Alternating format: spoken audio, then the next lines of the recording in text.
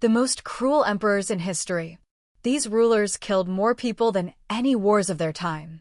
History is replete with rulers who wielded absolute power, but only a select few are remembered primarily for their boundless cruelty. The title of emperor often brought with it unchecked authority, a dangerous catalyst for those with paranoid, sadistic, or megalomaniacal tendencies. From the blood-soaked arenas of ancient Rome to the mass executions of imperial dynasties, these despots left legacies defined by terror, torture, and the suffering of millions. This comprehensive exploration delves into the lives and reigns of history's most ruthless emperors, examining the psychological, political, and social factors that enabled their reigns of terror. Caligula, the Mad Emperor of Rome, 37 to 41 AD. Gaius Julius Caesar Augustus Germanicus, universally known to history as Caligula, ruled the Roman Empire for merely 4 years. Though his reign was exceptionally brief, it became a lasting byword for insanity, extravagance, and sadistic cruelty. Initially welcomed as a breath of fresh air after the gloomy and oppressive rule of his predecessor Tiberius, Caligula soon suffered a severe illness that profoundly altered his personality. He emerged from his sickness as a tyrannical monster who visibly delighted in the physical and psychological suffering of others. Caligula's cruelty was both deeply personal and intensely theatrical. He demanded to be worshipped as a living, breathing god, going so far as to construct a massive bridge of boats across the Bay of Baiae simply to ride his horse across it, allegedly to fulfill a prophecy and mock his detractors. His cruelty toward the Roman Senate was legendary. He famously threatened to make his favorite horse, Incitatus, a Roman consul, purely to humiliate the political elite and demonstrate his absolute power over them. But his madness extended far beyond mere political humiliation. Suetonius, the prominent Roman historian, records that Caligula would frequently order gruesome executions to be carried out during his meals, simply for his own entertainment and to aid his digestion. He forced parents to attend the public executions of their own children. In one particularly infamous incident, he ordered a whole section of the crowd at the gladiatorial games to be thrown into the arena to be devoured by wild beasts simply because he was bored and there were not enough criminals to slaughter. He drained the empire's vast treasury on lavish spectacles and personal indulgences, then resorted to extortion, false accusations, and the ruthless confiscation of patrician property to replenish his funds. Caligula's paranoia eventually led to a suffocating reign of terror where no one, not even his closest advisors or family members, was safe from his wrath. Ultimately, his Praetorian Guard, the very men sworn to protect his life, assassinated him in a palace corridor, plunging their swords into him and ending 4 years of an unprecedented Roman nightmare. Nero, the fiddling tyrant, 54 to 68 AD. Following closely in Caligula's bloody footsteps was his nephew Nero.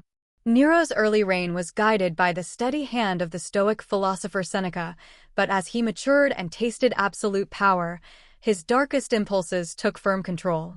Nero's legacy is forever tied to the Great Fire of Rome in 64 AD. While the popular legend that he fiddled while Rome burned is likely anachronistic and apocryphal, his callous reaction to the disaster cemented his historical reputation for supreme cruelty. To deflect the mounting blame from himself, Nero masterminded a campaign to scapegoat the newly formed and misunderstood Christian sect. The Roman historian Tacitus describes the unimaginably gruesome punishments Nero inflicted upon them. Christians were covered in the fresh skins of wild beasts and torn apart by ravenous dogs in the arena, brutally crucified, or tied to wooden stakes and set on fire to serve as human torches to illuminate the emperor's lavish evening garden parties. This marked the first large-scale, state-sponsored persecution of Christians, characterized by a level of sadistic theatricality that shocked even the hardened, blood-accustomed citizens of Rome. Nero's cruelty was certainly not limited to commoners or religious minorities. It extended lethally to his own family. Paranoia and a lust for control drove him to order the brutal murder of his own mother, Agrippina, who had ruthlessly maneuvered him onto the throne in the first place. Later, in a fit of blind rage, he reportedly kicked his pregnant wife, Poppaea Sabina, to death. His growing paranoia led to the uncovering of the Pisonian conspiracy, after which he forced dozens of Rome's elite, including his former tutor Seneca, to commit suicide. Nero's obsession with his own perceived artistic brilliance also led him to force captive audiences to endure his endless musical performances, allegedly forbidding anyone to leave the theater under penalty of death, regardless of medical emergencies. Moving beyond the borders of the Roman Empire, we encounter rulers whose thirst for absolute control reshaped entire civilizations, often at a catastrophic human cost. While their methods differed from the theatrical sadism of Rome, their impact was equally, if not more, devastating. Qin Shi Huang, the Unifier and the Tyrant, 221 to 210 BC. Qin Shi Huang is known as the founder of the Qin dynasty and the first emperor of a unified China. While his historical achievements, standardizing weights, measures, the Chinese script, and laying the groundwork for the Great Wall, are undeniable, they were accomplished through unimaginable human suffering and a totalitarian regime that ruthlessly crushed any opposition. Qin Shi Huang ruled through the strict philosophy of legalism, which posited that human nature was inherently selfish and could only be controlled through draconian laws and uncompromising punishments. To consolidate his power and erase the cultural legacy of the states he conquered, he initiated the infamous burning of books and burying of scholars campaign. In 213 BC, he ordered the destruction of all philosophical treatises, historical records of rival states, and poetry that did not explicitly praise his reign. When hundreds of Confucian scholars protested or were discovered holding onto forbidden texts, he had over 400 of them buried alive in the capital, silencing intellectual dissent through sheer, unadulterated terror. His architectural ambitions were equally drenched in blood. The construction of his massive mausoleum, guarded by the famous terracotta army, and the early, sprawling sections of the Great Wall required the forced conscription of millions of peasants and prisoners of war. Conditions were so brutal that historians estimate hundreds of thousands of laborers died from starvation, exhaustion, and disease. It is a grim historical reality that the bodies of those who perished were often simply used as filler material, built into the very foundations of the walls they were constructing. Qin Shi Huang's overwhelming paranoia regarding death and assassination eventually drove him to consume mercury-laced elixirs of immortality, ironically causing his own demise and the rapid collapse of his dynasty. Commodus, the Gladiator Emperor, 180 to 192 AD. Returning to Rome, the reign of Lucius Aelius Aurelius Commodus marked the tragic end of the much-celebrated golden era of the five good emperors. The son of the philosopher King Marcus Aurelius, Commodus inherited a prosperous, stable empire but completely lacked his father's wisdom, discipline, and restraint. His reign plunged Rome back into a period of dictatorial terror, staggering megalomania, and profound political instability. Commodus was obsessed with his own physical prowess and genuinely fancied himself the reincarnation of the mythological hero Hercules. He frequently participated in gladiatorial combat in the Colosseum, a practice considered shockingly scandalous and degrading for a Roman emperor. However, these fights were cowardly staged to guarantee his victory. He routinely slaughtered defenseless exotic animals from safe, elevated platforms. When he fought human opponents, they were often armed with wooden, blunt weapons while he wielded a razor-sharp blade. Most horrifically, Commodus's cruelty targeted the most vulnerable citizens of Rome. According to the historian Cassius Dio, he ordered the gathering of citizens who had lost their feet or were heavily physically disabled. He would have them tied together in the arena, dress them as mythical serpents or monsters, and bludgeon them to death with a club to simulate his heroic, mythological battles against giants. His political administration was equally disastrous. He left the actual governance of the vast empire to a series of corrupt favorites, while he focused entirely on his sadistic entertainments. When a conspiracy against him was uncovered early in his reign, it ignited a deep-seated paranoia. He unleashed a massive, bloody purge of the Roman Senate, executing anyone he suspected of disloyalty or simply those whose immense wealth he wished to confiscate. In his ultimate act of megalomaniacal hubris, Commodus renamed Rome itself Colonia Commodiana, the colony of Commodus, changed the names of the months to match his own various titles, and ordered the Senate to worship him as a living god. His reign of terror finally ended on New Year's Eve in 192 AD, when he was strangled in his bath by his personal wrestling partner, plunging the empire into the chaotic year of the Five Emperors. Caracalla, the fratricidal butcher, 198 to 217 AD. Returning once again to the bloody annals of the Roman Empire, we find Caracalla, an emperor whose reign was characterized by relentless domestic purges, military aggression, and profound ruthlessness. Born Lucius Septimius Bassianus, he co-ruled initially with his father, Septimius Severus, and his younger brother, Geta. The relationship between the two brothers was incredibly toxic, defined by bitter rivalry and mutual hatred. Upon their father's death, the empire was supposed to be jointly ruled by them, but Caracalla had other, much darker plans. In 211 AD, in an act of staggering betrayal and brutality, Caracalla arranged a supposed reconciliation meeting with Geta in the private apartments of their mother, Julia Domna. As soon as Geta arrived, Caracalla's centurions burst into the room. Geta died clinging to his mother, while Caracalla watched his brother get hacked to death, leaving Julia Domna covered in her younger son's blood. To solidify his solitary grip on power, Caracalla immediately unleashed a terrifying purge across Rome. He ordered the execution of an estimated 20,000 of Geta's supporters, friends, and staff, completely eradicating any potential opposition within the political elite.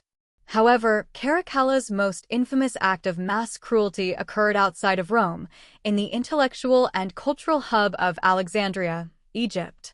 In 215 AD, word reached the emperor that the citizens of Alexandria had been mocking him in satirical plays and poems, specifically referencing the murder of his brother Geta.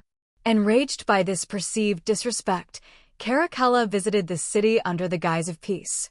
He organized a welcoming banquet for the city's leading citizens and a gathering of its young men, purportedly to form a new elite military unit. Once they were assembled and unarmed, he ordered his heavily armed legions to trap and slaughter them all. The massacre did not stop there. The soldiers were then unleashed upon the city itself. For several days, Alexandria was subjected to wholesale looting, arson, and indiscriminate murder, resulting in the deaths of tens of thousands of innocent civilians simply because they had wounded the emperor's fragile ego. Ivan the Terrible, the first Tsar of Russia, 1547 to 1584 AD. Moving into the early modern period, we encounter Ivan IV Vasilyevich, historically known as Ivan the Terrible.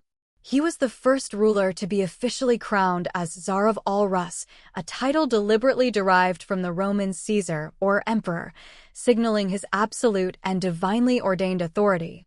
While the first half of his reign saw significant administrative reforms and territorial expansion, the sudden death of his beloved first wife, Anastasia Romanovna, plunged him into a spiral of severe depression, paranoia, and erratic cruelty. Convinced that the Russian nobility, the boyars, had poisoned his wife and were actively plotting against him, Ivan established the Oprichnina in 1565. This was a vast, personal territory ruled directly by the Tsar, enforced by a dreaded secret police force known as the Oprichniki. Dressed entirely in black and riding black horses, these enforcers bore the terrifying insignia of a severed dog's head and a broom, symbolizing their mission to sniff out treason and sweep it away. The Oprichniki operated above the law, unleashing a decade-long reign of terror upon the Russian populace. They routinely engaged in public torture, mass executions, land confiscations, and the brutalization of anyone suspected of disloyalty. The climax of Ivan's state-sponsored terror was the devastating massacre of Novgorod in 1570. Paralyzed by the false suspicion that the prosperous trading city was planning to defect to rival Lithuania, Ivan marched upon Novgorod with his Oprichniki. The city was systematically destroyed. The Tsar's forces burned crops, looted churches, and arrested the city's prominent citizens. Men, women, and children were subjected to horrific tortures before being thrown into the freezing waters of the Fokov River. If anyone managed to survive the icy water, soldiers in boats would push them back under or hack them to death with axes. Historical estimates of the death toll range wildly from 2,000 to over 15,000, leaving the once great city completely decimated.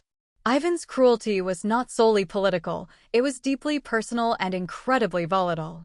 In a tragic culmination of his lifelong anger issues, in 1581, he violently assaulted his pregnant daughter-in-law for wearing clothes he deemed immodest, causing a miscarriage. When his son and chosen heir, the Tsarevich Ivan, confronted him about the assault, the Tsar struck him in the head with his heavy, iron-pointed staff in a fit of uncontrollable rage. The blow proved fatal, and Ivan the Terrible was left to weep over the body of the son he had just murdered, effectively dooming his own dynasty to chaos and extinction. Moving into different regions and eras, we find that extreme cruelty was not confined to Rome or Russia. Rulers in Asia utilized the immense power of their empires to execute projects and campaigns that resulted in staggering, almost incomprehensible body counts, often using terror as a calculated instrument of statecraft. Emperor Yang of Sui, the architect of exhaustion, 604 to 618 AD. Moving eastward to the Sui dynasty of China, we encounter Emperor Yang, often known as Sui Yongdi, a ruler whose immense ambition and staggering disregard for human life brought his empire to the brink of total collapse. Yongdi is often remembered as one of the most tyrannical rulers in Chinese history, a man who utilized the vast population of his empire as a disposable resource to fuel his grandiose engineering projects and disastrous military campaigns. Ascending to the throne after allegedly murdering his own father and older brother, Yongdi immediately embarked on construction projects of unprecedented scale. His most famous endeavor was the completion of the Grand Canal, a massive waterway connecting the Yellow River in the north with the Yangtze River in the south. While the canal was an undeniable logistical triumph that unified the Chinese economy for centuries to come, the human cost was apocalyptic. Yongdi conscripted an estimated 5 million laborers, men, women, and children, forcing them to work under brutal conditions with inadequate food and rest. Those who resisted, or simply could not keep up with the punishing pace due to exhaustion, were frequently flogged to death or executed on the spot. Historical accounts suggest that over 2 million people perished during the canal's construction, their bodies often left to rot along the muddy banks or thrown directly into the water. His cruelty was matched only by his incredible extravagance. He ordered the construction of luxurious palaces across the empire and traveled the newly built Grand Canal in a gargantuan, heavily gilded dragon ship, towed by thousands of exhausted subjects marching along the shore. While the peasantry starved under the weight of crushing taxation, Yongdi indulged in lavish banquets and endless entertainment. His ultimate downfall was a series of obsessive, disastrous military campaigns against the Kingdom of Goguryeo, modern-day Korea. He mobilized armies of over 1 million soldiers, but severe logistical failures led to catastrophic defeats. Hundreds of thousands of Chinese soldiers froze, starved, or were slaughtered. The staggering loss of life sparked widespread rebellions, and Yongdi was eventually strangled by his own disillusioned generals. Tamerlane, the builder of skull pyramids, 1370 to 1405 AD. In the late 14th century, a Turco-Mongol conqueror named Timur, often known in the West as Tamerlane, forged a massive empire stretching from modern-day Turkey to India. While he envisioned himself as the heir to Genghis Khan and was a renowned patron of Islamic art and architecture, Timur's military campaigns were characterized by a scale of calculated, merciless cruelty that shocked the medieval world. His strategy relied on absolute psychological warfare. Immediate submission meant heavy taxation, but resistance guaranteed utter annihilation. Timur did not merely defeat his enemies, he sought to erase them and leave a horrifying monument to his power. When the city of Isfahan in Persia rebelled against his tax collectors in 1387, Timur ordered a brutal massacre of the civilian population. To ensure his soldiers carried out his vicious orders without hesitation, he assigned each cavalry unit a specific quota of severed heads to collect. It is estimated that between 100,000 and 200,000 citizens were slaughtered. Timur then ordered the heads to be mortared together to construct towering pyramids of skulls outside the city gates, a ghastly warning to any other settlement considering defiance. This macabre practice became his terrifying signature. During his invasion of India in 1398, Timur captured the city of Delhi. Fearing that his massive train of Hindu prisoners might rise up during the siege, he ordered the cold-blooded execution of 100,000 captives in a single day, an act of mass murder staggering even by the violent standards of the era. Delhi was left in smoking ruins, and it reportedly took over a century for the region to recover from the devastation. In Baghdad, after a rebellion in 1401, Timur ordered each of his tens of thousands of soldiers to bring him 2 severed heads, completely decimating the historic city and wiping out its scholars, artisans, and citizens alike. Timur's cruelty was not born of mad, irrational paranoia like Caligula's, but was a cold, systematic tool of imperial control. He used extreme terror as a weapon, ensuring his name became synonymous with death across the Eurasian continent. By the time he died, his campaigns were responsible for the deaths of an estimated 17 million people, roughly 5% of the entire global population at the time. As history progressed toward the modern era, the nature of imperial power began to shift, but the capacity for staggering, systemic cruelty remained a constant. The methods of terror evolved from the chaotic, theatrical executions of the Roman arena into highly organized political purges and, eventually, into the brutal, industrialized exploitation of colonial empires. The Hongwu Emperor, the Paranoid Purger, 1368 to 1398 AD. Zhu Yuanzhang, who ruled as the Hongwu Emperor, is a highly complex figure in Chinese history. Born into extreme, desperate poverty, he rose from being a destitute peasant and a beggar monk to commanding a rebel army that successfully drove the Mongol Yuan dynasty out of China, founding the mighty Ming dynasty. However, his traumatic early life and lack of formal education left him with a profound inferiority complex and an intense, festering paranoia that overshadowed his entire reign. Once seated on the dragon throne, he came to view almost everyone, scholars, generals, and even the loyal comrades who had fought alongside him for decades, as potential usurpers. This unchecked paranoia resulted in some of the most extensive and bloody political purges in human history. The Hongwu Emperor relied on a fearsome secret police force, the Jinyui, embroidered uniform guard, to spy on his subjects and root out dissent. When he suspected his chancellor, Huiyong, of plotting a rebellion in 1380, the emperor's retaliation was apocalyptic. Not only was Hu executed, but Zhu spent the next 14 years systematically hunting down anyone who had ever had the slightest connection to the chancellor. In this single, drawn-out purge, an estimated 30,000 people were slaughtered. The emperor invoked the ancient punishment of extermination of the 9 clans, meaning that an accused traitor's parents, grandparents, siblings, children, and even extended cousins were all put to death. Another massive purge later in his reign, targeting the prominent General Anyu, resulted in the execution of another 15,000 individuals. The Hongwu Emperor was also notorious for the extreme sadism of his execution methods. He favored lingqi, or death by 1,000 cuts, a slow, agonizing process of dismemberment. He also heavily utilized the horrific practice of flaying.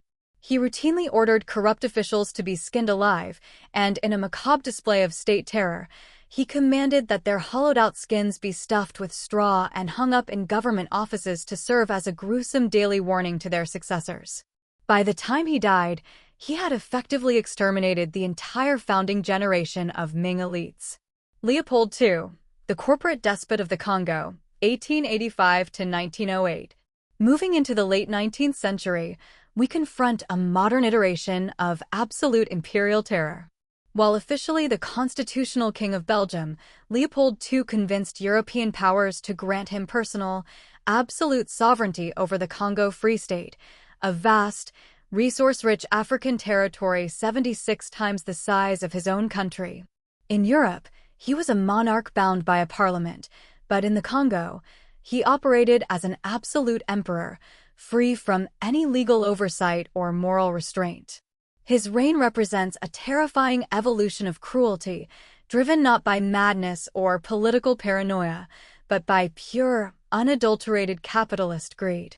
Leopold never once set foot in his African empire. Instead, he ruled it from afar through a private mercenary army called the Force Publique. He turned the massive Congo basin into a continent-spanning slave labor camp designed to extract ivory and, most importantly, wild rubber. The cruelty was systemic, bureaucratic, and highly industrialized. Congolese villages were assigned impossibly high quotas for rubber collection. If a village failed to meet its quota, the reprisals were unspeakably horrific. To ensure his soldiers were not wasting expensive European ammunition on hunting animals, Leopold's administration required them to prove that every bullet fired had resulted in a human death. They did this by providing the severed hands of their victims. Baskets of smoked, severed human hands became a grim, horrific currency within Leopold's empire. If a rubber quota was missed, soldiers would frequently massacre the village, cut off the hands of the dead, and sometimes the living, and burn the settlement to the ground. Hostage-taking, widespread rape, and the mutilation of children were standard, officially sanctioned administrative policies to terrorize the population into submission. Furthermore, the brutal forced labor system prevented the Congolese from tending to their own crops, leading to massive, man-made famines. Starvation and disease, exacerbated by physical exhaustion, swept through the region. By the time international outrage finally forced Leopold to relinquish his personal control of the Congo to the Belgian government in 1908, it is estimated that 10 million Congolese, roughly half of the region's entire population, had perished under his monstrous, profit-driven reign of terror. Conclusion: the psychology and mechanics of imperial tyranny. The lives of the emperors and despots explored in this series, from the Roman Colosseum to the rubber plantations of the Congo, paint a haunting picture of human history. When we study these figures, a pattern emerges. The possession of absolute, unchecked power acts as a powerful accelerant for the darkest facets of human nature. The enabling environment of absolute power. It is rarely the case that a single individual's insanity is the sole cause of a reign of terror. Rather, it is the structure of the state that facilitates such cruelty. When a ruler is considered divine, or when there is no system of checks and balances, no independent judiciary, no free press, and no political accountability, the brakes on human behavior are removed. In such environments, sycophants and power-hungry bureaucrats often enable the emperor's worst impulses, competing for favor by proposing ever more extreme measures to suppress dissent or maximize state revenue. Paranoia and the us versus them dynamic. Almost every ruler discussed here suffered from profound, often crippling, paranoia. In an absolute monarchy, the line between a loyal subject and a traitor is dangerously thin. Many of these emperors lived in a constant state of fear, believing that their closest allies, family members, or high-ranking advisors were plotting their downfall. This fear often led to preemptive purges, killing thousands to prevent one potential rebellion. Once the first wave of bloodshed occurred, it created a feedback loop. Survivors of the purges became genuine enemies, which in turn validated the emperor's initial paranoia, leading to further violence. Cruelty as a tool of statecraft. While some instances of cruelty, such as those of Caligula or Nero, were born of personal sadism and mental instability, others were terrifyingly calculated. For figures like Qin Shi Huang or Timur, terror was a deliberate political tool. By committing acts of such shocking, incomprehensible brutality, such as the pyramids of skulls or the systematic execution of entire clans, they sought to break the collective spirit of their subjects. They understood that fear is a highly efficient, albeit short-term, method for maintaining order and discouraging the thought of rebellion among millions of people. The lasting legacy of terror. The study of these cruel emperors serves as a sobering reminder of the fragility of civilization and the high cost of unchecked authority. Millions of lives were extinguished for the sake of imperial vanity, material greed, or the desperate, failing ego of a single person. While the modern world has largely moved away from the era of absolute emperors, the core issues remain relevant: the necessity of transparency, the protection of individual rights, and the dangers of allowing any leader to rise above the law. History is a record of both human progress and human catastrophe. By examining the darkest chapters of our past, we gain a deeper understanding of the systems that lead to tyranny and the importance of ensuring that such levels of unchecked, absolute power can never again be concentrated in the hands of the few at the expense of the many. The ghosts of the millions who perished under these regimes remain a testament to the fact that power, without empathy or accountability, is perhaps the most destructive force known to humanity.